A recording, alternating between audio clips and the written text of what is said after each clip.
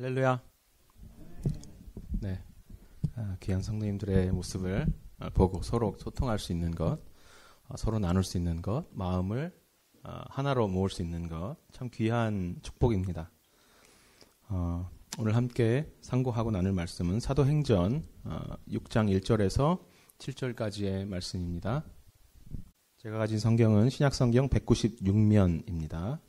같이 한번 합독하시겠습니다.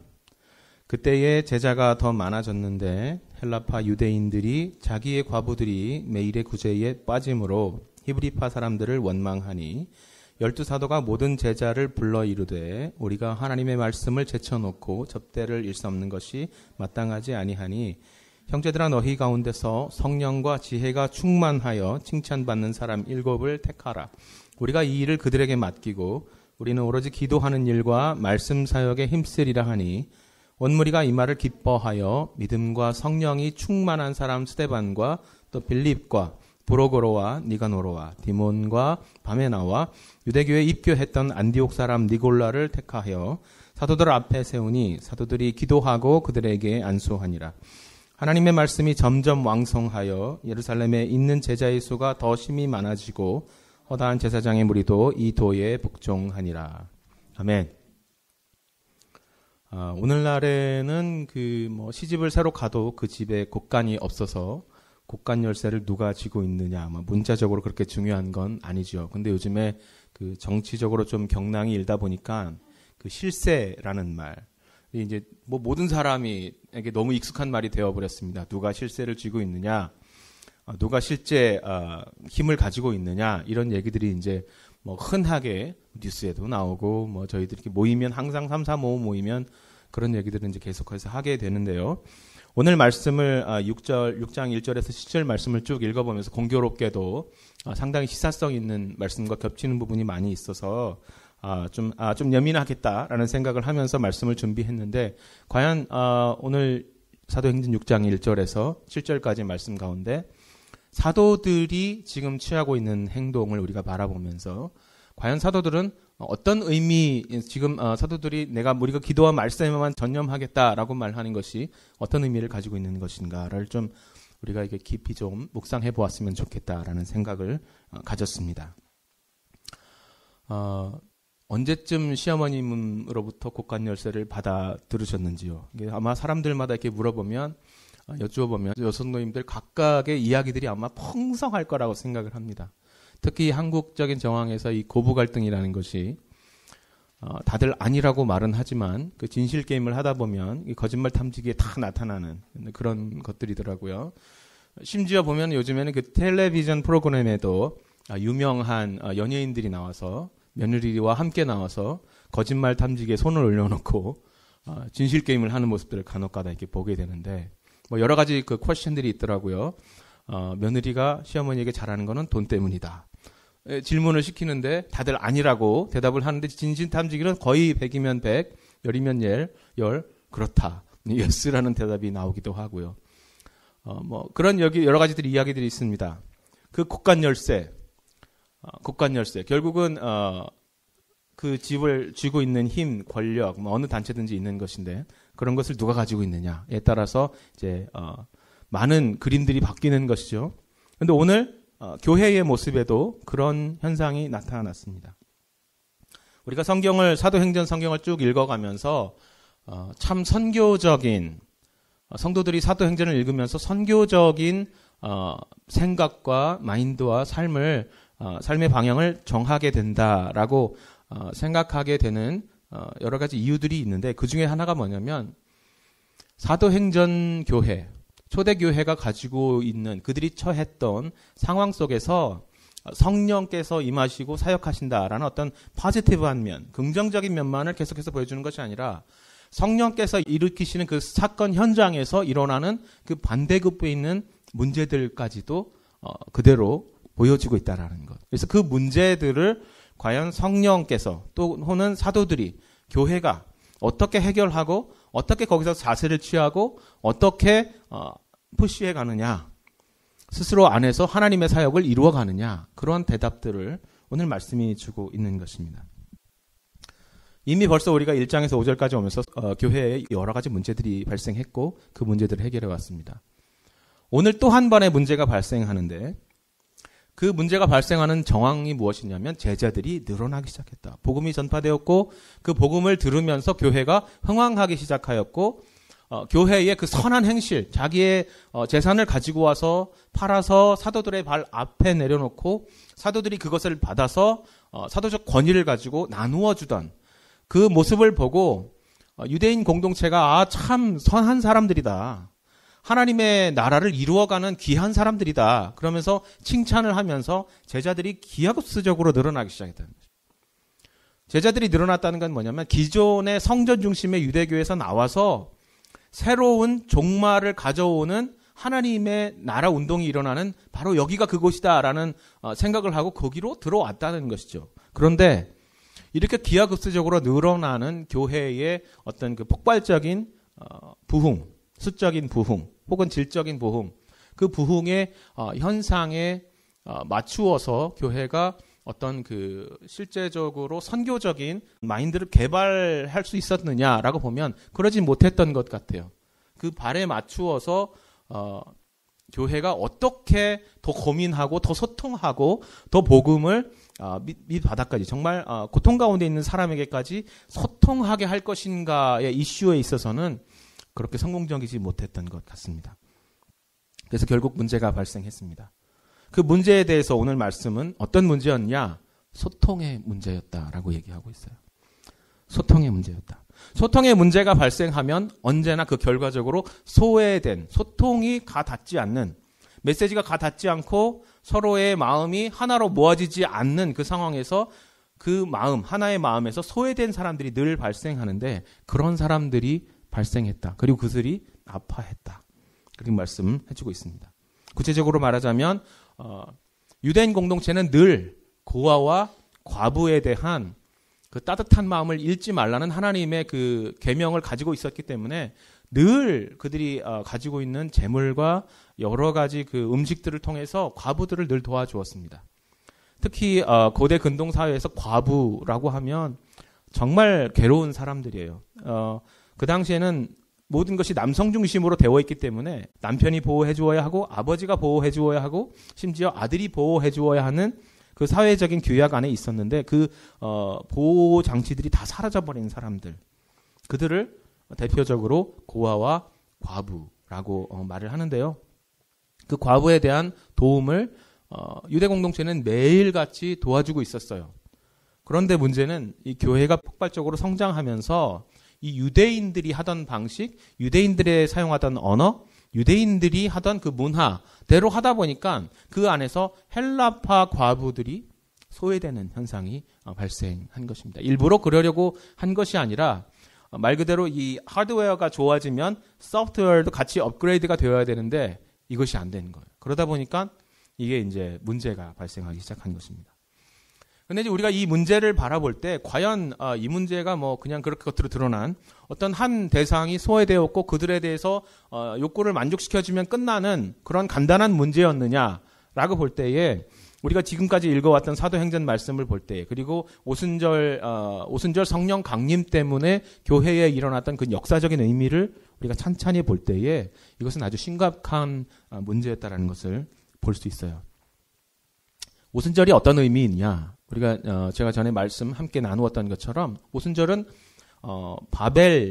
바벨탑의 혼란, 언어의 혼란 사건을 성령께서 소통하게 하시는, 성령의 언어로 하나 되게 하시는 바벨의 역전이었다라고 그렇게 말씀을 드렸습니다. 그런데 문제는 그것이 어떻게 나타났느냐? 방언의 현상으로, 그죠? 성령께서 말하게 하시는, 각 사람의 마음에, 각 사람의 귀에 들리는 말로 하나님의 복음을 전하게 하시는 그 현상으로 나타났는데, 그렇게 해서 바벨의 혼란이 극복되었는데 소통의 부재가 없어졌는데 문제는 교회 안에서 그 소통의 부재 현상이 다시 나타났다는 것입니다. 다시 말하면 바벨로 회귀하는 현상이 또 나타났다는 것이죠.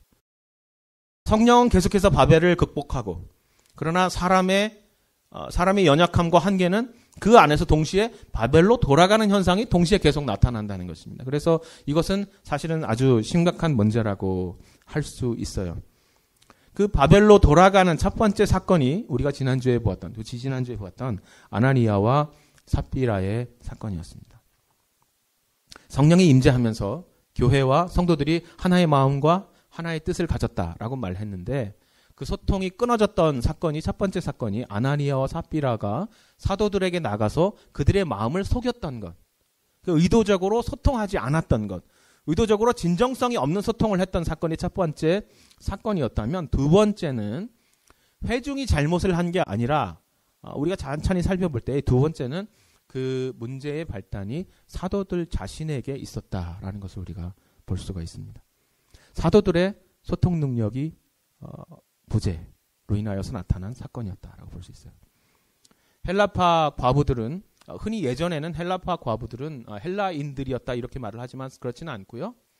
헬라파 과부들은 뭐냐면 원래는 유대인들인데, 디아스포라 유대인들이라고 그 당시 소아시아, 로마의 여러 가지 지배 영역 여러 곳에 흩어져 있다가 이스라엘 사람들은 한 가지 꿈이 있다면 결국 돌아와서 거룩한 땅에, 예루살렘에 자신의 무덤을 두는 게 소망이에요. 그러다 보니까 이제 황혼 역이민 현상이 나타납니다. 유대인들 공동체 안에. 그래서 나이가 지그시 먹은 유대인들이 소아시아 지역에 흩어 있다가 돈은 많이 벌고 여유는 있지만 이제 나의 육신을 거룩한 땅으로 돌아가서 거기에 내 무덤을 두고 싶은 그 열망을 가지고 돌아오는 겁니다. 마치 우리 구약 성경의 룻기의 나오미와 룻이 이스라엘로 돌아오는 것처럼 돌아와서 예루살렘에 거처를 잡고 살아가는 것입니다. 그런데 문제는 이제 그렇게 나이가 들어서 남편이 죽고 나면 아내들이에요. 아내들이 보호장치가 없는 그런 상황에 떨어지게 되는데, 무엇보다 이 헬라파 과부들은 가족이 없어요. 예루살렘에 가족이 없어요. 자신의 가족과 모든 인척들이 아직 소아시아 지역에, 원래 살던 지역에 그대로 남아있고, 남편만 따라서 왔다가 남편이 죽은, 지금 아주 그래서 의지할 곳이 없는 아주 불쌍한 처지의 노인 사람들, 그런 헬라파 과부들이 예루살렘에 아주 많이 있었다는 것입니다. 그런데 그들에게 사도들이 하던 일, 모든 사람이 자기 소유를 가지고 와서 사도들의 발 앞에 놓고 그 가져온 것을 사도들이 이제 분배를 해 주었는데, 그 일에서 헬라파 과부들이 노락이 되었다는 것입니다. 사도의 권위가 성령께서 돌보자 하고 하시는, 성령께서 뻗으시는 그 손의 위치까지 가닿지 못하는 것입니다. 사도의 권위가 오히려 성령의 소통의 사역에 오히려 방해가 되었다고 할 수 있는 것이죠. 4장 35절 말씀에 보니까 그 중에 가난한 사람이 없으니 이는 밭과 집 있는 자들은 팔아서 그 판 것의 값을 가져다가 사도들의 발 앞에 두매 그들이 각 사람의 필요를 따라 나누어 주었다. 초대교회 사도의 그 권위라는 것은 사실은 그 어마어마한 것이었습니다. 모든 일에 사도의 결정에 따르게 되었고, 사도가 아주 가장 모든 일에 큰 결정권을 가지고 있었습니다. 말씀을 전하는 것뿐 아니라 사도의 발 앞에 가지고 온 모든 재물을 나누어 주고 그들의 삶을 정말 가르치고 인도하는 하나에서 10가지 모든 것을 사도들이 권위를 가지고 했던 것 같습니다. 그런데 거기에 문제가 발생하기 시작했고 사도들이 스스로의 사역을 돌아보기 시작했습니다. 오늘 2절 말씀이죠. 12사도가 모든 제자를 불러 이르되 우리가 하나님의 말씀을 제쳐놓고 젖대를 일삼는 것이 마땅하지 아니하다. 이 문제에 대해서 사도는 나름대로 분석을 하기 시작했습니다.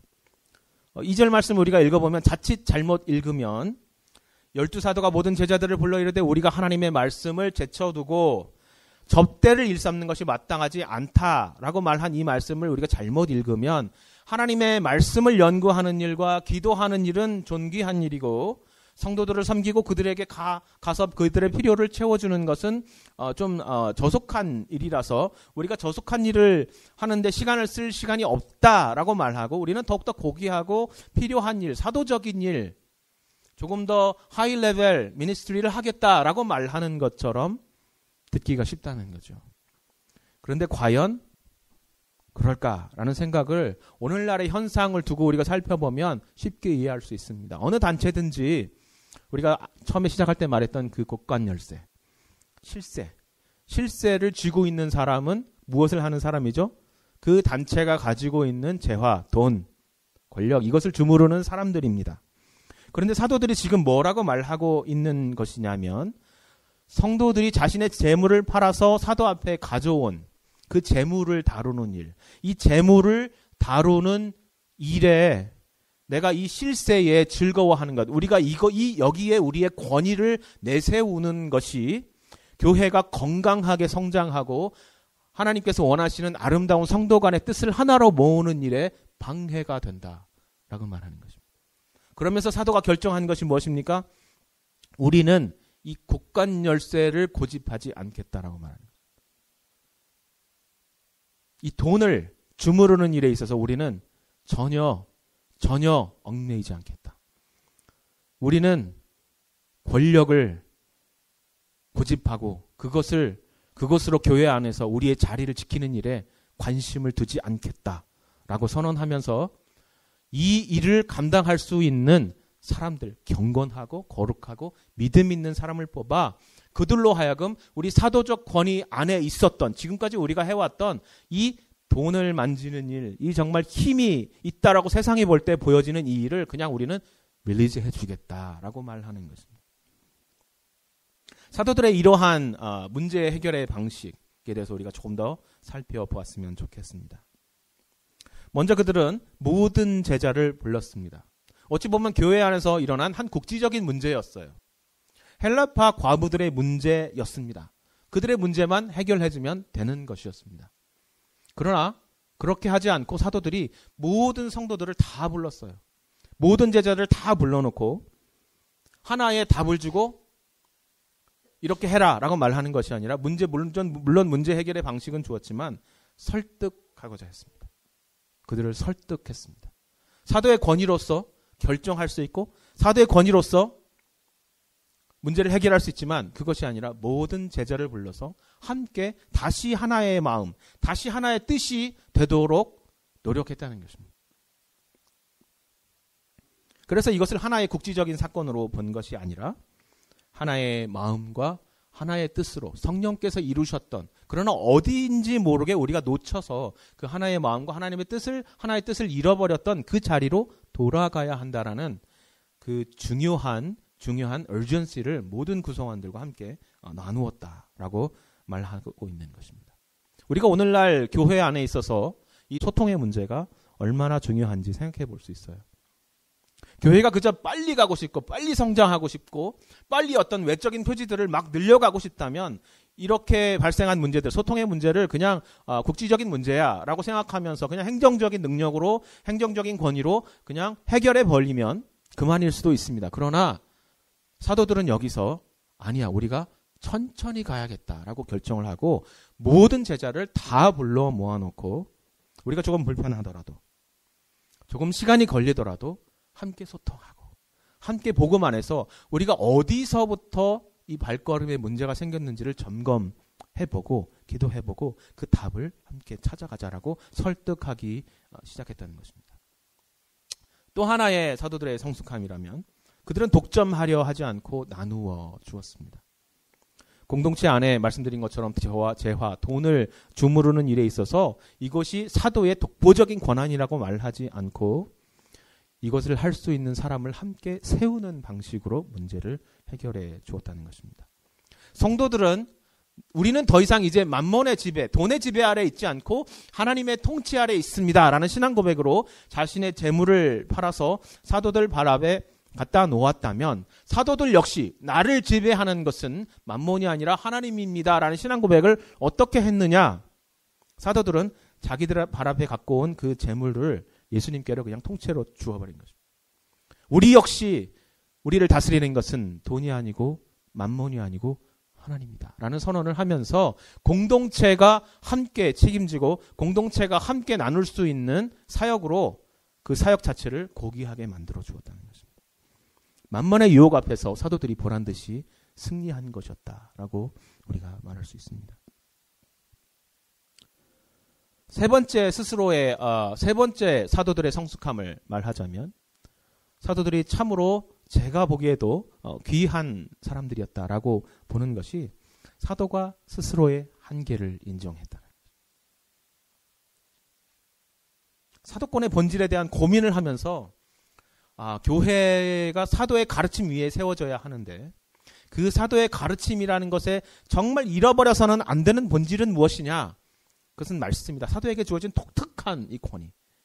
교회가 무너지지 않고 순수하게 이어지기 위해서 우리가 정말 우리의 목숨을 다 바쳐서 해야 될 것은 무엇이냐? 복음의 순수함을 지켜내는 것이다. 그러기 위해서는 우리가 한 가지를 포기해야 되는데 무엇이냐? 힘. 한 가지를 포기해야 되는데 무엇이냐? 돈. 한 가지를 포기해야 되는데 무엇이냐? 세상의 욕심을 버리지 않으면 이 교회를 순수하게 지켜내는 데 문제가 있다. 이 부분에서 그동안 우리가 파악하지 못한 이 문제에 대해서 우리는 스스로의 한계를 인정하고 우리의 연약함을 공동체 앞에서 고백하겠다라는 그 태도를 지금 가지고 있는 것입니다. 그렇게 함으로써 소외된 자들에 대한 그동안 소외시켜왔던 일에 대한 본의가 아니었지만 적절한 자신의 용서를 구하고 있는 것이다 라고 우리가 말할 수 있습니다. 여기서 바라보면 그렇다면 이 사도들의 용서를 구하는 행동을 통해서 이루어지는 하나님의 그 정의가 회복되는, 교회 안에서 하나님의 공의가 회복되는 방식을 우리가 바라볼 수 있는데요. 소통을 이제 다시 원래대로 돌이키는 과정에 있어서 복음이 제대로 소통이 되고 우리가 천천히 가고 다시 마음을 하나로 회복하는 그 과정에 있어서 교회 전체가 천천히 가야 하겠다라는 마음을 갖지 않으면 되지 않는 일이라는 것을 우리가 발견할 수 있어요. 하나님의 정의는 어떻게 보면 바로 잡는 것이다 이렇게 말할 수 있지만 또 다른 관점에서 보면 하나님의 정의는, 하나님의 공의는 어떤 점에 있어서는 약하고 소외된 자들 쪽으로 기울어지는, 하나님의 정의는 똑바로 서 있는 것이 정의다라고 말할 수 있지만 실제로 교회에 있어서 우리의 삶을 바라보면, 공동체의 삶을 바라보면 연약하고 아프고 힘들어하는 사람들에게 기울어지는 공의이다라고 말할 수 있습니다. 우리의 실존적인 고백에서는 그렇다는 것이죠. 넘어져 있는 사람, 잘 알아듣지 못하는 사람, 힘들어하는 사람, 상처받은 사람을 들어 세워주기 위해서는 정상적으로 걸어가고 있는 사람이 걸음을 멈추지 않으면 할 수 없습니다. 정상적으로 걸어가는 것이 죄가 아니지요. 일상적으로 살아가는 것이 죄가 아닙니다. 그러나 죄가 아닐지라도 우리의 일상에서 멈추어 서서 우리의 일상을 멈추고 지금 우리의 나누는 이야기들이, 우리의 나누는 즐거움들이 가닿지 못하는 자리가 어딘지 볼 수 있는, 우리가 그냥 일상적으로 누리는 유익들을 내려놓지 않으면 할 수 없는 것, 그것이 하나님의 공의라는 것입니다. 사도들이 지금껏 해왔던 익숙한 방식대로 계속해서 자신들이 가지고 있던 그 특권을 그냥 아무런 문제 없이 계속 함으로써는 도저히, 그리고 교회가 해왔던 방식 그대로서는 도저히 이 헬라파 거부들에 대한 신원을 할 수가 없고 앞으로 계속해서 발생할 수 있는 어려움들에 대해서 대처할 수 없었다는 것입니다. 일단 멈춰 서야 하고 주변을 돌아봐야 하고 자세를 낮추어야 하고 넘어진 자를 일으켜 주어야 함께 갈 수 있는 것입니다. 교회가 그렇게 하도록 사도가 제안을 했고 교회가 그 제안을 기쁘게 받아들였습니다. 교회의 성숙함은 또 어떻게 나타나고 있습니까? 사도가 그러한 제안을 했을 때에 사도가 우리 좀 천천히 갑시다, 이렇게 하는 것이 어떻습니까? 우리 가운데 소외된 사람들이 있습니다. 그들을 회복시키기 위해서 우리가 일상적으로 누리던 것들을 잠시 내려놓고 함께 얘기합시다 라고 얘기했을 때 교회가 그것을 기뻐했다 라고 얘기했습니다. 교회가 기뻐했다. 다시 말해서 교회가 성령께서 이루셨던 하나의 뜻, 하나의 마음을 회복하는 데 있어서 기꺼이 우리가 성령께서 우리 공동체를 하나 되게 하시는 일에 다시 연합하겠습니다 라는 고백으로 돌아갔다는 것입니다. 그렇게 희생적인 사도들의 희생, 성도의 성숙한 그 결과 교회는 그 아픔들을 회복하고 그 아픔의 회복의 끝에서 그 아픔이 그대로 그냥 치유되고 마는 것이 아니라 오히려 교회를 돌보는 7명의 귀한 일꾼을 얻게 되는 아주 귀한 결실을 얻게 되었다고 오늘 본문은 말해주고 있습니다. 흔히 오늘 우리가 사도행전 6장 1절에서 7절에서 나타나는 그 일곱 일꾼들을 보통 일곱 집사였다 이렇게 이제 말을 하는데요. 실제 주해적으로 살펴보면 집사였다라고 콕 집어서 말하기는 좀 어려워요. 그리고 그 일곱 세워진 사람들이 실제 사도행전에서 사역하는 모습들, 특히 스데반과 빌립이 사역하는 모습들을 보면 그저 이 허드렛 일을 하는 사람들이 아니라 정말로 말씀을 전하다가 순교까지 당하는 귀한 초대교회의 목회자들이었다라는 것을 우리가 볼 수 있습니다. 성도들이 얼마나 성숙했습니까? 헬라파 과부들을 돌볼 수 있는 이 일곱 목회자를 세우는 일에 있어서 우리가 이름들을 살펴보면 유대 출신, 히브리파 유대인들이 하나도 없어요. 그 일곱 집사들 혹은 일곱 목회자들 우리가 바라볼 때 이름이 다 헬라식 이름이라는 것을 볼 수 있어요.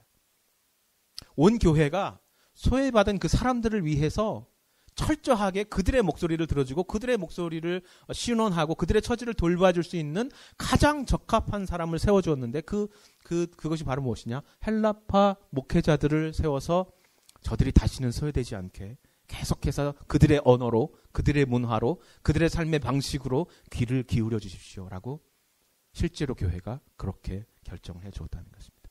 그런 결정에 있어서 기쁜 마음으로 동참해 주었다는 것입니다.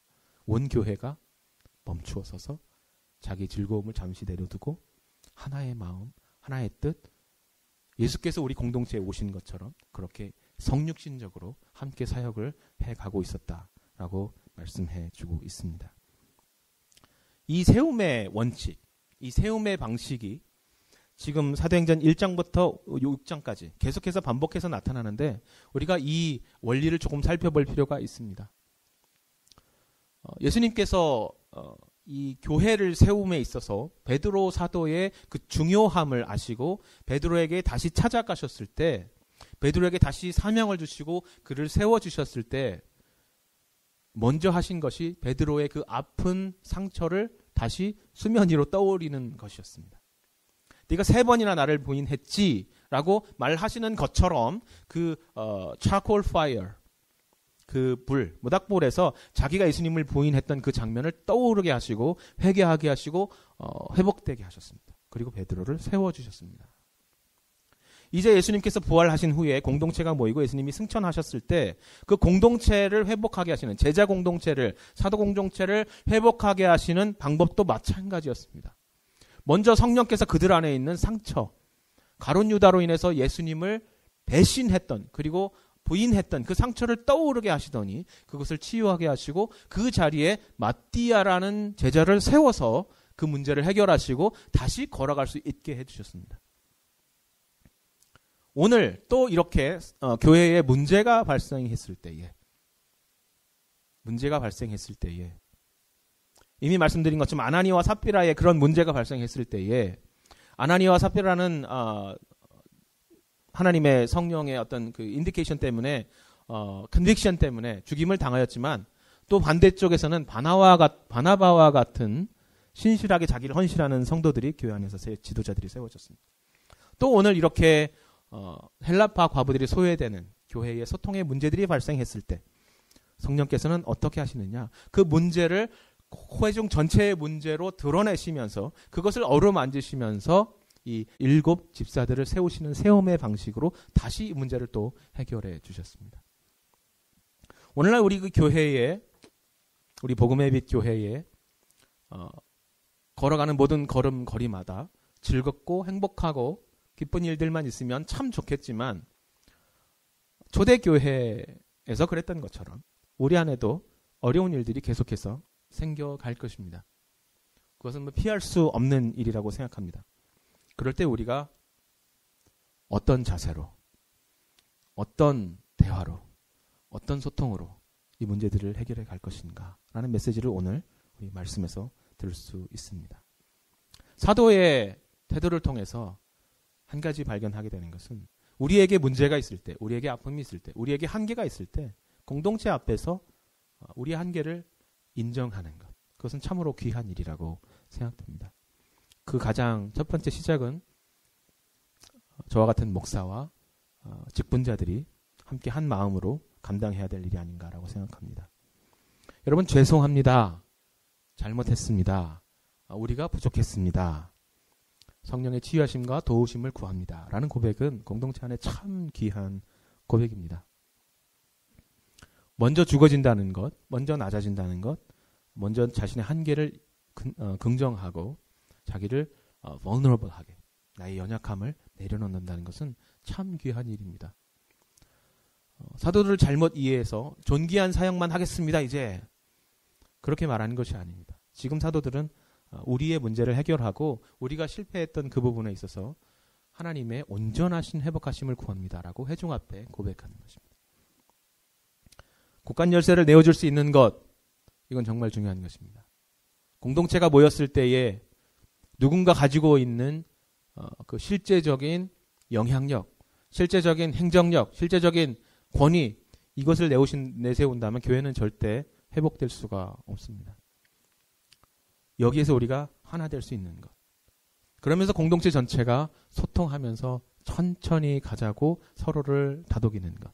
이것은 정말 소중한 일입니다. 오늘날 복음의 빛 교회가 오늘 이 자리에까지 함께 올 수 있었던 것. 하나님께서 지금까지 한 걸음 한 걸음 오게 해주신 것. 그 힘 중에 가장 큰 힘 중에 하나가 저는 소통이라고 생각해요. 복음의 소통, 그 외의 모든 삶에 있어서의 함께 나누는 이야기들. 그리고 급하게 가지 않고 천천히 서로를 돌보며 가자고 약속했던 그 언약적인 신실함에, 하나님의 신실함, 우리의 성실함에 있었다고 생각합니다. 성령께서 바라기는 복음의 빛 교회를 계속해서 건강하게 아름답게 세워 가시기를 소원합니다. 우리 가운데 하나님께서 세우시는 그 일꾼들이 세워지기를 소원합니다. 우리의 연약함을 감추려 하지 않고 우리의 이 연약함을 다루는 일에 많은 시간과 많은 이야기와 많은 어려움이 있을지라도 우리가 함께 나누며 한 걸음씩 같이 걸어가기를 소원하는 이 공동체 위에 하나님의 은혜와 하나님의 돌보심과 치유하심과 세우심의 역사가 풍성하기를 주님의 이름으로 축원합니다. 아멘. 우리 함께 한번 기도하시겠습니다. 성령께서 귀한 교회를 사도적인 가르침 위에 세우시고 그 가르침 위에서 정말 주님께서 핏값 주고 사신 귀한 교회를, 이 귀한 선물을, 이 귀한 공동체를 우리가 받았습니다. 이 공동체 안에서 높여져야 할 이름은 오직 하나님의 이름뿐입니다. 주님, 이 공동체를 사랑하고 섬기는 일에 있어서 때로는 늦고 때로는 아프고 때로는 어려움이 있다 할지라도 주님, 우리가 서로 나누며 약한 자를 돌보며 함께 걸어가며 천천히 갈 수 있는 성령께서 주시는 마음의 여유를 우리 가운데 허락해 주시옵소서. 우리에게 좋은 것, 겉으로 좋아 보이는 것, 겉으로 곡간 열쇠를 우리에게 약속해 주는 것, 그것을 움켜쥐는 것이 아니라 우리의 삶의 모든 자리에서 내 것을 내어놓고 우리 함께 주님께서 주신 은혜를 나누면서 우리에게 주신 열매들을 나누며 갑시다라는 고백을 나눌 수 있는 귀한 공동체이기를 소원합니다. 하나님, 우리 가운데 함께 하시고 우리가 모아서 한 마음 한 뜻으로 주님께서 은혜 주시는 그 산 위에서 내려오는 하나님의 은혜를 바라보게 하여 주시옵소서. 우리 같이 한번 기도하겠습니다.